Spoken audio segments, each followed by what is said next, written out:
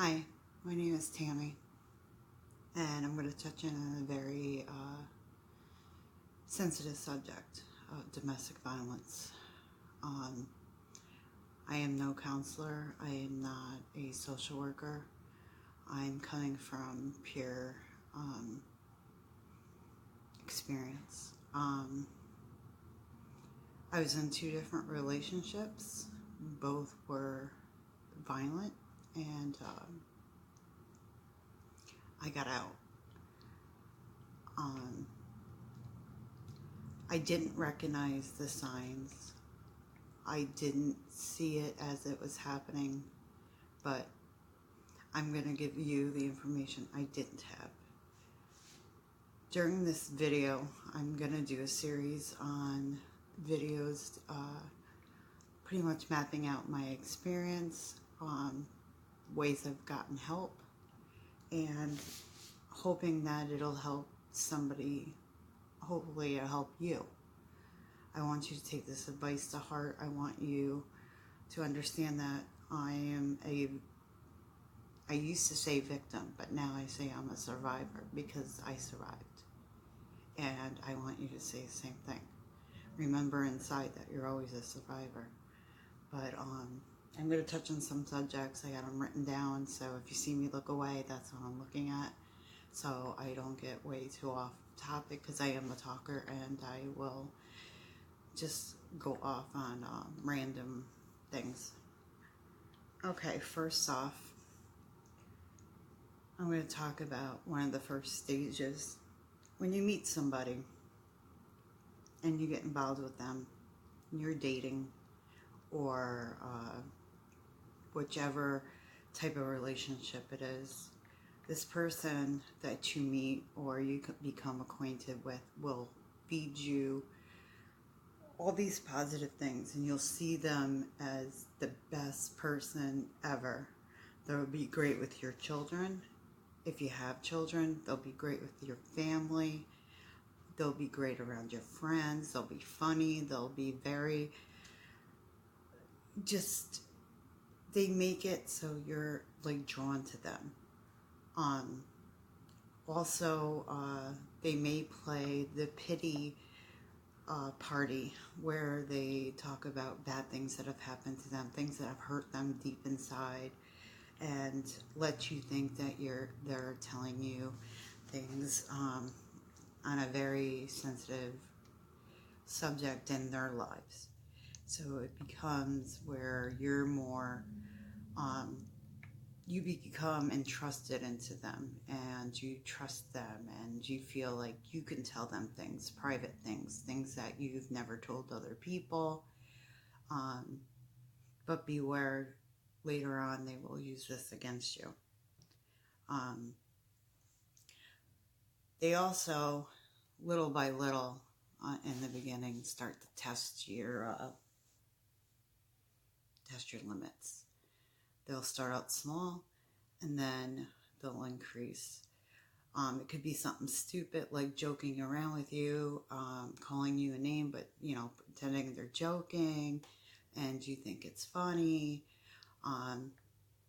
Then it'll start where they seem to do it more often. And then it'll carry on. This may not happen right away. It could take months. It could take years. In my case, it took, I'd say, a year. And so the first full year, I was in love, and I couldn't. Another thing is, I was just going to say, I felt like I couldn't live without them, because that's what they make you think. That's what they make you feel. They make you feel like they're your best friend. They are the only ones that understand. They are the only ones that have your back. And they really, really make you believe this. So you go on, and they keep testing you. And if you let them get away with it, it'll get worse. So they'll start out by maybe punching you in the arm, joking around. Maybe if you get in an argument, they might push you and say, "Oh, I'm sorry, I pushed you because, I didn't want you to hurt yourself. I didn't want I thought you were coming at me. They'll make excuses on why they did something, and then you'll forgive them, and you'll be like, oh, it's okay. But the next time, they might shove you harder, and it'll move on from there. So that's a very important thing for you to start to see in the beginning stages. If you're in an abusive relationship now, look at your relationship. Is this how it started? Are those the things that you've experienced? Because it could be abuse. Or if if you're in the beginning of a relationship and you're wondering, or you have a gut instinct that this person might be abusive, I'll tell you one thing. Your gut will tell you. And you should listen to your gut. I'm sorry, I have an aromatherapy. I'm going to turn it off. But anyway, I just got sidetracked. I am very sorry. All right. Let's see, I just covered 2 of those points. Oh, the honeymoon phase. I think we've all experienced that, at least us survivors. The honeymoon phase is when, after an argument, after he's gone a little too far or he's pushed you too far and he knows it and he doesn't want you to lose you, he will start to buy you gifts. He will say those words that he knows you want to hear. It's all to get you back. It's all to get you back in his world.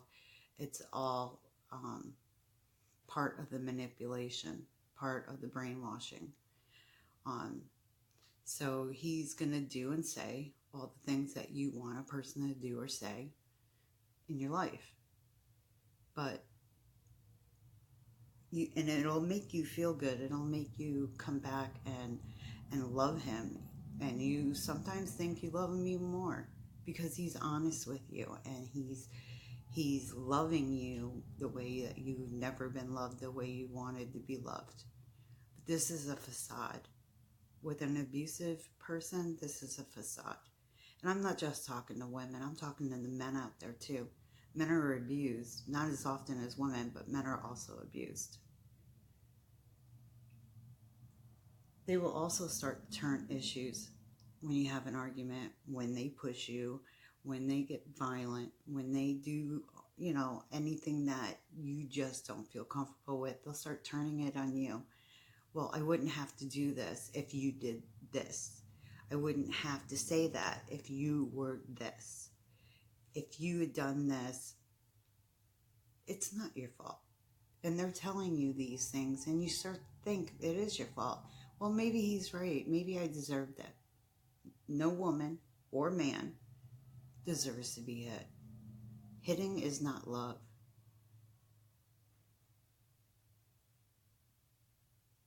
Another thing, well, in my case particularly, is the lies. Small lies in the beginning. And you just, you don't even know they're a lie. You believe everything they say. I got smart and started figuring out the lies, catching him on the lies. And I realized how much he was lying to me and how he would manipulate me. And that was one of the reasons, or the start of me planning to get away. You start to get anxious. You start to feel like you're walking on eggshells around this person. There's your gut telling you, this isn't right. Maybe I should leave. Listen to your family if you're still in contact with them. Because an abuser will take you away from your friends, will take you away from your family, will leave it where they're the only person you have.